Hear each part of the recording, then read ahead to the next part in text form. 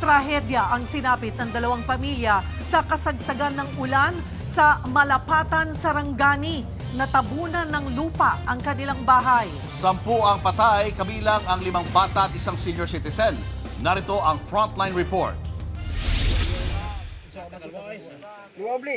Hinukay at dahan-dahang hinugot ng grupo ng mga lalaki ang bangkay ng isang bata. Puno ng putik ang katawan ng biktima.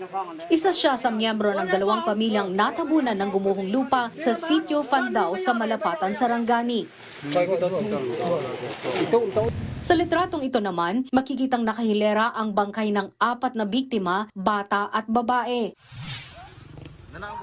Sa isa pang video, makikitang nag-aabang ng ambulansya ang mga residenteng ito habang nakasakay sa maladuyan na improvised stretcher ang sugatang biktima ng landslide. Nadala naman ito sa ospital pero namatay rin siya habang ginagamot. Ito ang litrato ng dalawang pamilyang nakatira sa bahay na natabunan ng gumuhong lupa. Nalagas ang lahat ng miyembro ng bawat pamilya. 10 ang kumpirmadong patay kabilang ang 5 bata at isang senior citizen batay sa tala ng MDRRMO. Nangyari ang landslide sa kasagsagan ng ulan sa Mindanao, bunsod ng habagat na pinalakas ng Bagyong Inday. Dahil sa patuloy na ulan at sa posibilidad ng baha at landslide, pinalikas ang mga residente ng dalawang barangay. Kabilang nga riyan ang barangay poblasyon kung saan natabunan ng guho ang dalawang pamilya. Gayon din ang mga residente sa barangay Libi. Kamakailan lang ay nilindol din ang Sarangani at meron pang mga residenteng apektado nito ang nananatili sa mga evacuation center. Meron namang mga umuwi na matapos lindulin. Pero balik evacuation ngayon. Bumalik na naman because of the flash flood. Kung sa baha po, nasa 115 household, hindi pa kasama dyan yung kasama na nila ngayon na mga nasa lindol.